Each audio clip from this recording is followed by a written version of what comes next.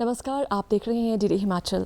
स्वागत है कार्यक्रम कृषि दर्शन में। दर्शकों, भारत एक विविधताओं भरा देश है और न केवल संस्कृति के आधार पर यहाँ पर विविधता देखने को मिलती है, बल्कि जलवायु और यहाँ की जो भौगोलिक स्थिति है उसके आधार पर भी जो विविधता है वो देखने को मिलती है। अगर बात की जाए कृषि की, तो कृषि सीधे तौर पर जलवायु पर निर्भर करती है। कार्यक्रम में आज हम बात करने जा रहे हैं किस तरह से जो उपोष्ण कटिबंधीय फल है उसे उगाया जा सकता है, उसकी जो पौधारोपण है वो की जा सकती है, और किस तरह से जो किसान हैं या जो बागवान भाई बहन हैं उनको उनकी जो फसल है उसका जो पूरा जो उत्पादन करके जो उनकी आय है उस पर वृद्धि हो सकती है और पूरा जो फल है उनको प्राप्त हो। तो इस विषय संबंधित जानकारी देने के लिए आज हमारे साथ स्टूडियोज़ में मौजूद हैं हमारे खास मेहमान डॉक्टर विशाल सिंह राणा जी, जो कि केंद्रीय क्षेत्रीय बागवानी अनुसंधान केंद्र धौला कुआं सिरमौर में अपनी सेवाएं दे रहे हैं बतौर सह निदेशक। सर, स्वागत है आपका कार्यक्रम में। सभी बागवान किसान भाइयों को नमस्कार। जी सर, आपसे सबसे पहले यही जानना चाहेंगे जो जलवायु है वो किस तरह से फलों को प्रभावित करती है और जलवायु के आधार पर हम किस तरह से फलों को वर्गीकृत कर सकते हैं। अगर फलों के उत्पादन की बात करते हैं तो जलवायु का एक महत्वपूर्ण रोल है और जलवायु की दृष्टि से विभिन्न प्रकार के जो फल होते हैं उनकी खेती हमारे देश में की जाती है। और जैसे अगर हिमाचल प्रदेश की बात हम करते हैं तो हिमाचल प्रदेश में भी जो सबसे ऊपर पहाड़ी क्षेत्र हैं, जो वहाँ पर शीतोष्ण फल मुख्य रूप से लगाए जाते हैं, जैसे कि सेब है, आड़ू, प्लम, खुमानी, नाशपाती इत्यादि के भी फल भी आता है उसमें। और उसके नीचे जो है मध्य पर्वतीय क्षेत्र है उसमें मेनली गुठलीदार फल लगाते हैं, जैसे आड़ू, प्लम, खुमानी, और कुछ हद तक अब हम कीवी फ्रूट जो है ज़्यादा है पॉपुलर। और जो निचले पर्वतीय क्षेत्र हैं हिमाचल प्रदेश के, अगर यह मैदानी क्षेत्र हैं, अगर एक तरफ देखते हैं हम जिला कांगड़ा के जो नूरपुर से सटे हुए क्षेत्र हैं और दूसरी तरफ नालागढ़, ऊना, और इस तरफ अगर शिवालिक फुट हिल्स की तरफ जाते हैं देहरादून की तरफ तो जो पौंटा वैली है वहाँ जो क्षेत्र हैं ये उपोष्ण कटिबंधीय फलों के लिए उपयुक्त होते हैं। और वैज्ञानिक दृष्टि से हमने इसका वर्गीकरण जो है वो फल जो समुद्र तल से 914 मीटर की ऊंचाई तक लगाए जाते हैं उन्हें हम उपोष्ण कटिबंधीय फल कहते हैं। और हिमाचल प्रदेश में मुख्यतः ये आम, नींबू प्रजातीय फल, लीची, अमरूद इत्यादि जो मुख्य फसलें हैं जो इन क्षेत्रों में होती हैं। जी सर, जिस तरह से आपने बहुत अच्छे से बताया कि यहाँ पर जो जलवायु के आधार पर जो है वो फलों का जो चुनाव है वो किया जाता है, तो आपसे जानना चाहेंगे जैसे कि आज हमारा विषय भी है उपोष्ण कटिबंधीय जो फल है वो कौन से होते हैं और किस तरह के क्षेत्र में इन्हें उगाया जाता है या इनका पौधारोपण किया जाता है। जैसे कि मैंने कहा ये उपोष्ण कटिबंधीय फल मेनली थोड़ा सा जो गर्म इलाका है, जो पर्वतीय क्षेत्र है, एक तरफ हम देखते हैं जम्मू कश्मीर से सटा हुआ क्षेत्र है, नूरपुर का है, पठानकोट का एरिया पंजाब से सटा हुआ क्षेत्र है, और दूसरी तरफ जाएँ हम सहारनपुर से सटा हुआ क्षेत्र है और उस उत्तराखंड का सटा हुआ क्षेत्र है, तो ये गर्म क्षेत्र है। और वैज्ञानिक दृष्टि से हम देखते हैं जो फल होते हैं, सेब से अगर हम इनकी भिन्नता देखते हैं तो सेब या शीतोष्ण फल जो होते हैं वो मुख्यतः पर्णपाती होते हैं, वो अपने सर्दियों में पत्ते झड़ जाते हैं इनके और वो सुप्तावस्था में जाते हैं। और ये जो उपोष्ण कटिबंधीय फल होते हैं ये सदाबहार फल होते हैं, सदाबहार पौधे होते हैं और इनके पत्ते सर्दियों में नहीं झड़ते हैं। और अगर मुख्य रूप से हम देखते हैं जो हम जब नर्सरी से पौधा उठाते हैं किसान भाई, तो देखते हैं हम कि जो अगर सेब का पौधा हम नर्सरी से उठाते हैं तो वो उसमें मिट्टी या गाची की आवश्यकता नहीं होती है, क्योंकि जैसे मैंने कहा ये सुप्त अवस्था में होते हैं सर्दियों में, तो इनके पौधे ज़्यादातर हम जनवरी के महीने में लगाते हैं, तो ये नंगी जड़ों से ही लगा देते हैं, कोई दिक्कत उसमें नहीं आती है। और दूसरी तरफ हम उपोष्ण कटिबंधीय फल जो हैं वो हमेशा गाची के साथ ही नर्सरी से उठाए जाते हैं, क्यों हम ये मानते हैं कि उसमें वृद्धि का जो प्रोसेस है वो लगातार चलता रहता है। और अगर हम कहते हैं कि अगर गाची हिल जाए तो जैसे आम है, नींबू प्रजातीय फल है या लीची है, तो उसके मरने की संभावना ज़्यादा होती है। तो ये मुख्य जो इसमें है जी। जैसे आपने बात की नर्सरी की, तो सबसे पहले यही जानना चाहेंगे कि जो उपोष्ण कटिबंधीय जो फल है उनका जो पौधारोपण किया जाता है तो उसमें जो नर्सरी है या फिर जो उचित जो पौध है वो कितनी ज़रूरी है और वो कहाँ से जो बागवान भाई बहन है वो प्राप्त कर सकते हैं। बहुत महत्वपूर्ण प्रश्न है ये। नर्सरी का एक बहुत महत्वपूर्ण एक योगदान है पौधे के लिए, बिकॉज हम देखते हैं ये जो पौधे होते हैं ये बहुवर्षीय फल होते हैं, बहुवर्षीय पौधे होते हैं। यानी कि हम ये मान के चलें कि हमारा ये प्रोजेक्ट जो है 40 साल का, 45 साल का या 50 साल का भी हो सकता है। इसलिए अगर हम कोई गलती शुरू में करते हैं तो हमें उसका पछतावा काफ़ी सालों के बाद होता है। तो इसलिए जो नर्सरी का पौधा है, चाहे कोई भी फलदार बगीचा लगाना है आपने, तो नर्सरी के पौधे का एक विशेष स्थान है और वो अच्छी गुणवत्ता वाले पौधे होना चाहिए। अब अच्छी गुणवत्ता वाले पौधे का क्या अभिप्राय है? अच्छी गुणवत्ता वाले पौधे मतलब जो किस्म हमको चाहिए वही किस्म चाहिए, वही किस्म होनी चाहिए गारंटेड, और उसमें पौधा जो है स्वस्थ होना चाहिए, बीमारियों से और रोगग्रस्त नहीं हो, रोगों से पीड़ित नहीं होना चाहिए, और वो जिस वैरायटी का हमने मांगा है उस वैरायटी का होना चाहिए। तो इसके लिए सबसे महत्वपूर्ण बात ये होती है कि हमें किसी पंजीकृत या सरकारी नर्सरी, चाहे वो उद्यान विभाग की नर्सरी है या जैसे डॉक्टर यशवंत सिंह परमार उद्यान के वानिकी विश्वविद्यालय के हिमाचल के पूरे क्षेत्र को कवर करते हुए, अगर हम नूरपुर की बात करते हैं तो क्षेत्रीय बागवानी अनुसंधान केंद्र जांच जो नूरपुर के पास में है, तो वो उस क्षेत्र की ज़रूरतों को पूरा कर रहा है। और दूसरी अगर पोंटा की बात करते हैं तो क्षेत्रीय बागवानी अनुसंधान केंद्र हमारा धोला कुआं जो नाहन और पोंटा के बीच में हाईवे पे है, वहाँ पर है, तो वहाँ पर भी पौधे उपलब्ध रहते हैं। और बागवानी विभाग में भी जो PCDOs हैं वहाँ भी पौधे उपलब्ध रहते हैं। और कुछ प्राइवेट लोग भी जो पंजीकृत जिनकी रजिस्टर्ड सर्टिफाइड नर्सरी हैं वहाँ से पौधे लेना आवश्यक होता है। तो कुल मिला करके हम अगर ये तय कर लेते हैं शुरू में कि हमने पौधा जो लिया है अच्छा पौधा लिया, स्वस्थ लिया है, अच्छी जड़ें हैं, क्योंकि जड़ों का एक रोल है, मैं जिस पे विशेष महत्व देना चाहता हूँ, क्योंकि जब हम कई बार नर्सरी से पौधे उठाते हैं तो जड़ों की तरफ ध्यान नहीं देते। हम सोचते हैं कि ऊपर से स्वस्थ है तो वो पौधा ठीक है, लेकिन साइंस विज्ञान ये कहता है कि जितना पौधा ऊपर से स्वस्थ होना चाहिए जड़ें भी उतनी ही स्वस्थ होनी चाहिए। कई बार हम देखते हैं कि जड़ से जब हम नर्सरी से पौधा उठाते हैं तो उसमें क्या होता है कि अगर जड़ें अच्छी हैं और पौधा ऊपर से मरा सा हुआ है तो उसके चलने की संभावना ज़्यादा होती है। और अगर इससे विपरीत देखें तो जड़ें अगर थोड़ी सी ढीली हैं और पौधा ऊपर से ठीक है तो उसके मरने की संभावना ज़्यादा होती है। तो ये इसलिए नर्सरी का पौधा और चयन वो बहुत एक महत्वपूर्ण जी, यानी कि दर्शकों को ध्यान रखना चाहिए यहाँ पर जो बागवान हमें देख रहे हैं कि अपनी जो पंजीकृत जो है पौध वहीं से ले, पंजीकृत केंद्र से ले, और जो जड़ें हैं पौध की वो भी ध्यान से देख कर ही जो पौध है वो खरीदारी करें। जी, अब आपसे जानना चाहेंगे जैसे कोई नए बागवान भाई बहन जो फलों की बागवानी की ओर बढ़ना चाहते हैं, तो इस क्षेत्र में किस तरह से जो बागवानी के लिए प्लानिंग है वो होना बहुत ज़रूरी है और किस तरह से रहनी चाहिए? जैसे कि हमने चर्चा की अभी पौधे पे ही, नर्सरी के पौधे भी, लेकिन मैंने कहा आपको कि एक योजनाबद्ध तरीके से हमें बगीचा लगाना चाहिए। एक बगीचे की जब मैं बात करता हूँ 2-4 पौधे की नहीं होती है, एक व्यवस्थित दृष्टि से एक पौधा लगाया जाता है जिसमें कि हम 50-100 का ये कम्पैक्ट ब्लॉक लगाते हैं। और क्योंकि हमारा ये बहुवर्षीय पौधे होते हैं, एक प्रोजेक्ट लंबा है, तो इसमें सबसे पहले आती है योजना के अंतर्गत पौधा जिस पे हमने चर्चा की। उसके बाद हम ये तय करते हैं कि पौधे से पौधे का कितना अंतर होना चाहिए, एक पौधे से एक लाइन से दूसरी, एक पंक्ति से दूसरी पंक्ति की कितनी दूरी होनी चाहिए, यानी कि एक क्षेत्र में, एक क्षेत्रफल में हम कितने पौधे लगा सकते हैं।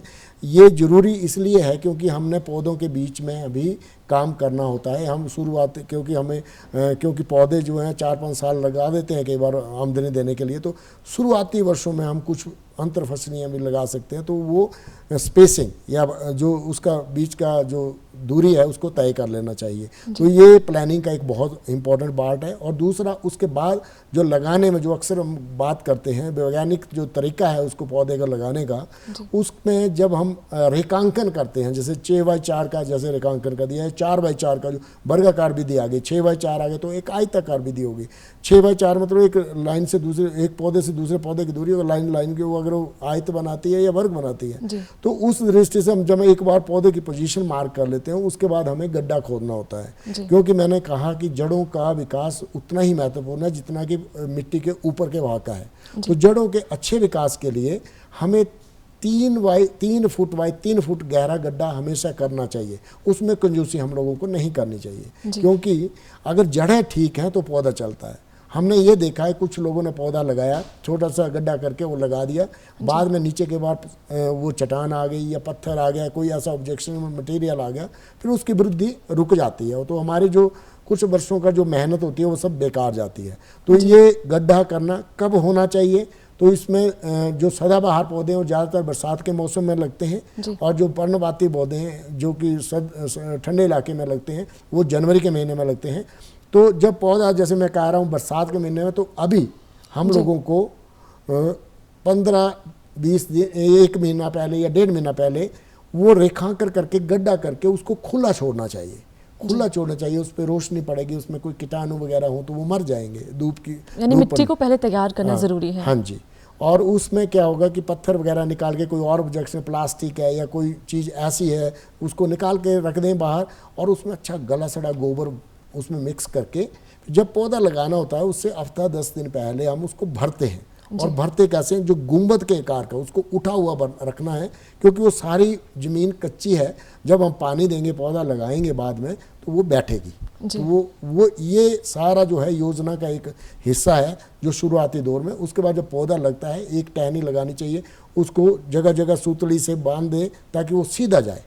और पौधा जो है एक जैसे अनुशासित एक सिपाही होता है वैसे ही एक बगीचे में पौधा दिखना चाहिए, चाहे वो एक लाइन में, चाहे वो एक लाइन के बीच में या लाइन के 2 लाइनों के बीच में। तो ये सारी चीज़ें जो है बहुत महत्व रखती हैं। उसके बाद की मैनेजमेंट है। जी, आपने बहुत अच्छे से बताया कि किस तरह की जो विधि है पौधा रोपण की वो रहनी चाहिए। तो अगर बात करें प्रशिक्षण की, तो अगर कोई जो बागवान भाई बहन है वो प्रशिक्षण लेना चाहता है तो वो किस तरह से और कहाँ से प्रशिक्षण प्राप्त कर सकते हैं पौधारोपण या फिर जो फलों की, खासकर जो सब ट्रॉपिकल यानी उपोष्ण कटिबंधीय फलों की अगर बात की जाए? जो प्रशिक्षण है, जैसे हमारी एक्सक्लूसिव यूनिवर्सिटी है डॉक्टर यशवंत सिंह परमार, जो उद्यान के वानिकी विश्वविद्यालय नौनी सोलन में स्थित है, तो उसका एक पूरा विस्तार शिक्षा निदेशालय है। वहाँ का अगर नंबर हो तो मैं नंबर भी आपसे शेयर कर सकता हूँ। विस्तार शिक्षा निदेशालय का नंबर है 01792, जो सोलन का कोड है, और 252-706। तो वहाँ पर आप संपर्क कर सकते हैं। विभिन्न समय पर वहाँ ट्रेनिंगें चलती हैं, और ज़्यादातर ट्रेनिंग जैसे बागवानी विभाग स्पॉन्सर करता है या कोई और ग्रुप ट्रेनिंग स्पॉन्सर करता है, तो वहाँ पर ट्रेनिंग होती है। और क्योंकि ये भिन्न तरह के फल होते हैं तो ये ट्रेनिंगें ज़्यादातर उसी क्षेत्र में होती हैं जहाँ पर ये फल उगाए जाते हैं। जैसे मैं अगर आपने क्षेत्रीय बागवानी अनुसंधान केंद्र धौलाकुआं की बात करें तो आज लगातार हमारे वहाँ ट्रेनिंगें चली हुई हैं। 3-4 ट्रेनिंग हम करवा चुके हैं, और अभी हम नर्सरी उत्पादन पे, इन्हीं फलों के उत्पादन पे 19 से 25 के बीच में एक और कौशल विकास योजना के अंतर्गत हम एक ट्रेनिंग करने जा रहे हैं। लेकिन उसमें लिमिट जो है 25 किसानों की रहेगी। और लेकिन थोड़ी दिक्कत ये हमारे यहाँ कि वहाँ पर रहने की व्यवस्था नहीं है, वो थोड़ा सा हम लोगों को दिक्कत आती है। लेकिन वो ट्रेनिंग हम 19 से 25 के बीच में करने वाले हैं, और वो नर्सरी उत्पादन से संबंधित होगी। हम पूरी नर्सरी में ले जाएंगे, विश्वविद्यालय में लेके आएंगे, तो वो सारी ट्रेनिंग्स जो हैं वहाँ चलती हैं। और जो मैंने क्षेत्रीय बागवानी अनुसंधान केंद्र कहे, उसमें अगर आप नूरपुर के इलाके से हो तो आप वहाँ जांच क्षेत्र में, वहाँ का नंबर है 01893, जो कि नूरपुर का है, 226046, 01893 226046, जो कि वहाँ के सह निदेशक हैं क्षेत्रीय बागवानी अनुसंधान केंद्र जांच। वहाँ की आप ट्रेनिंग ले सकते हो, वहाँ संपर्क कर सकते हो। और अगर धौलाकुआं में आपने संपर्क करना है तो वहाँ का नंबर भी आप नोट कर सकते हैं, 01704 257-466। ये धौलाकुआं सिरमौर का नंबर है। एक बार दोबारा मैं रिपीट कर रहा हूँ, 01704 01704 257-466। तो वहाँ पर आप संपर्क कर सकते हैं। फिर जहाँ ट्रेनिंग होगी, तो जब भी ट्रेनिंग होगी तो हम आपको सूचित कर देंगे। जी, आपने बहुत अच्छी जानकारी दी कि इस तरह से जो हमारे दर्शक हमारे साथ जुड़े हैं वो खासकर जो सब ट्रॉपिकल फ्रूट्स हैं उसके बारे में जो किसी भी तरह की जानकारी प्राप्त कर सकते हैं। और यहाँ पर एक और प्रश्न उठता है कि क्या जो नए बागवान भाई बहन हैं अगर वो अपना उत्पादन करना चाहते हैं फलों का, तो क्या सरकार की ओर से या किसी तरह का अनुदान उन्हें प्राप्त हो सकता है, या इस तरह का कोई प्रावधान रहता है? उद्यान विभाग इसमें बहुत एक महत्वपूर्ण भूमिका निभा रहा है। और जैसा कि हमने मुख्य रूप से, जैसे सेब यहाँ की फसल है, तो मैं थोड़ा सा बता देता हूँ आपको कि 12 जिलों में से कुछ 7 जिले हमारे टच करते हैं जहाँ पर ये उपोष्ण कटिबंधीय फल होते हैं। और कुल मिला के हमारा फलों के अंतर्गत जो हिमाचल प्रदेश का क्षेत्रफल है वो 2,35,000 हेक्टेयर है। और उसमें से अगर हम सोलन, सिरमौर, बिलासपुर, हमीरपुर, ऊना, कांगड़ा, अगर इनमें 6-7 जिलों में ले जहाँ ये मुख्य रूप से फल होते हैं, 90,000 हेक्टेयर के करीब क्षेत्रफल आता है। तो अनडाउटेडली सेब तो नंबर 1 फसल हमारी है ही, लेकिन जो नीचे वाला है वहाँ पर HDP का प्रोजेक्ट, वर्ल्ड बैंक पोषित प्रोजेक्ट चला हुआ है, लेकिन निचले क्षेत्र में भी एक बहुत बड़ा प्रोजेक्ट चला हुआ है जो बागवानी विभाग के सौजन्य से और एशियन डेवलपमेंट बैंक के सौजन्य से वो चला हुआ है, और उसमें भी बहुत अच्छा अनुदान है, पौधे भी लगाते हैं, और जो नवीन पद्धति है, जैसे कि अब क्षेत्रफल कम हो रहा है, जनसंख्या बढ़ रही है, तो हम सघन खेती की ओर जा रहे हैं, जी मिड ऑर्चर्डिंग की ओर जा रहे हैं। अगर मैं सिरमौर की बात करता हूँ तो उसका नाम HP शिवा प्रोजेक्ट है, Himachal Pradesh sub tropical horticulture irrigation and value addition, जो नोडल एजेंसी उसकी डिपार्टमेंट ऑफ हॉर्टिकल्चर है।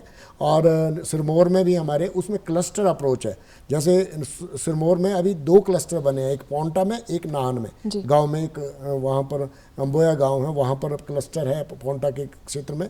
तो वहाँ पर 22 किसान जुड़े हैं और वहाँ पर उन्होंने 50-50 हेक्टेयर जो है वो एरिया उसके अंदर है, और उसमें कि फलदार पौधों को भी वो विभाग दे रहा है, उसमें जो सिंचाई की सुविधा है, चाहे ड्रिप इरिगेशन है, उसकी फैसिलिटी दे रहा है, और तकनीकी जानकारी दे रहा है, तो काफ़ी है। इसके अलावा बागवानी विभाग और भी अनुदान किसान बागवान भाइयों को देता है, हर विभाग, चाहे वो मधुमक्खी पालन है, मशरूम है, या फलों से संबंधित, चाहे वो टूल्स, इम्प्लीमेंट्स, या जो कैंचियाँ हैं, सीढ़ियाँ हैं प्रूनिंग की, वो सारी अनुदान बागवानी। तो मैं सभी को ये सलाह दूंगा कि आप पास के बागवानी विभाग से या उपनिदेशक स्तर के अधिकारी जो जिला स्तर पे बैठे होते हैं उनसे संपर्क करिए, और जो अनुदान आपके लिए है तो वो आप लीजिए।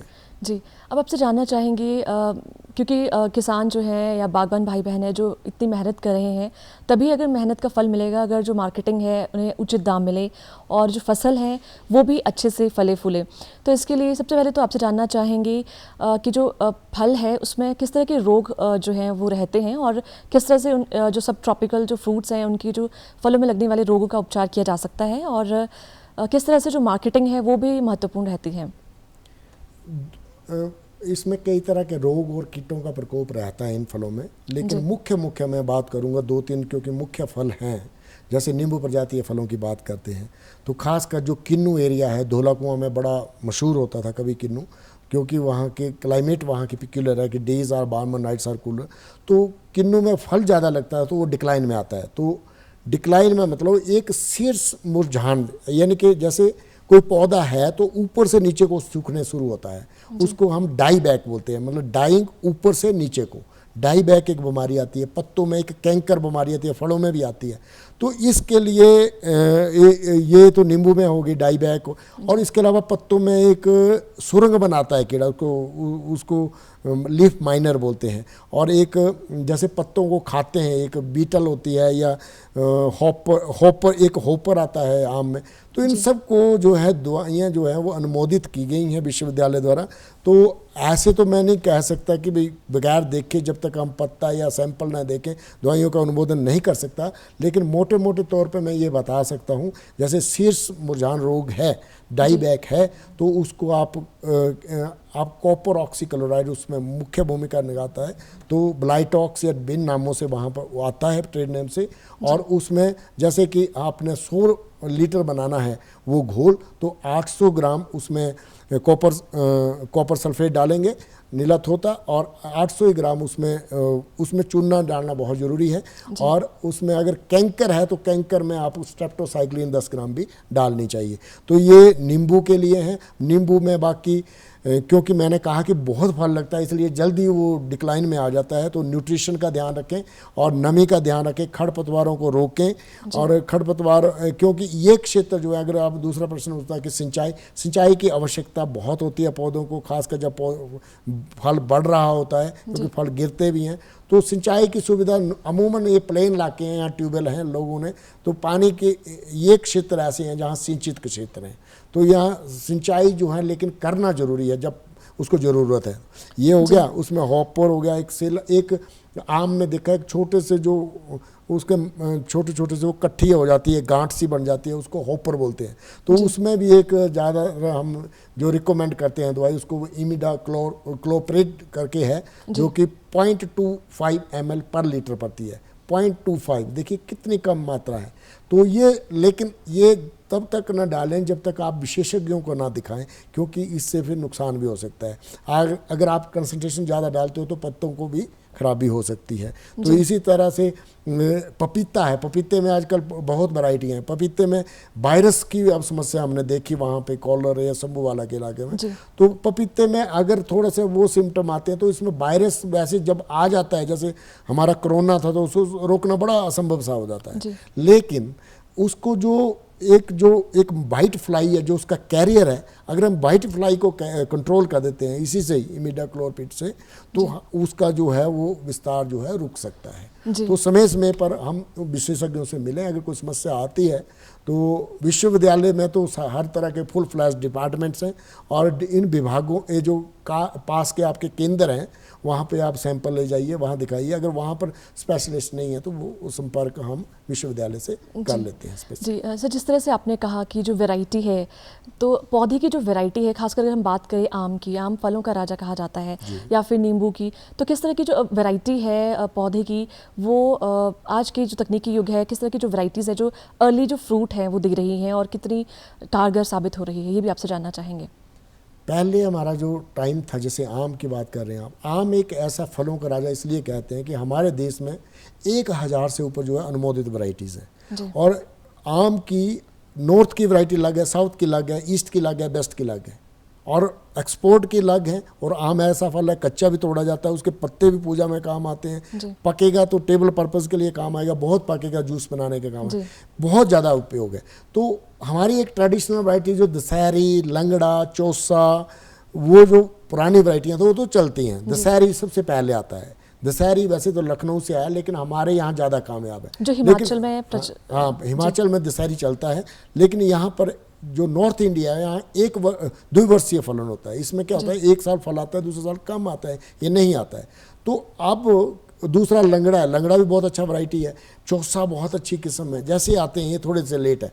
लेकिन अब क्योंकि वैज्ञानिक दृष्टिकोण से अब कुछ वैरायटियाँ नई निकली हैं, जो अखिल भारतीय स्तर का हमारा Indian institute of agriculture research है दिल्ली, वहाँ से निकली हैं 2 वैरायटियाँ, खासकर जो आम्रपाली और मल्लिका है, जो कि हाइब्रिड वैरायटी हैं, जिसका दशहरी एक जो है वो मातृ पौधा है।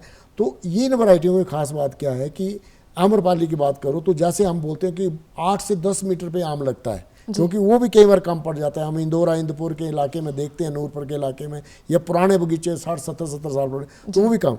तो ये जो आम्रपाली किस्म है, ये बौनी किस्म है, और इसको हम 3, 4 या 5 मीटर तक भी लगा सकते हैं। यानी कि कम क्षेत्र में ज़्यादा पौधे हम सक्सेसफुल रहेगी हिमाचल के प्रदेश से। तो ये इन वैरायटियों की तरफ जाने। एक और रुझान अभी फार्मर्स का बड़ा है, अचारी किस्म है जिसका राम केला बोलते हैं, उसका भी अच्छा अभी स्कोप है। तो वैरायटियाँ काफ़ी हैं जिनका अच्छा जी। डॉक्टर साहब, आप हमारे स्टूडियोज़ में आए और आपने दर्शकों को ढेर सारी जानकारी देकर लाभान्वित किया है। एक बार आपसे पुनः आग्रह करेंगे कि आप अपना जो नंबर है वो दर्शकों से ज़रूर साझा करें, जिससे कि वो लाभान्वित हो सकें। जो मैंने केंद्र का नंबर बताया आपको, आप एक बार नोट कर सकते हैं, 01704257466।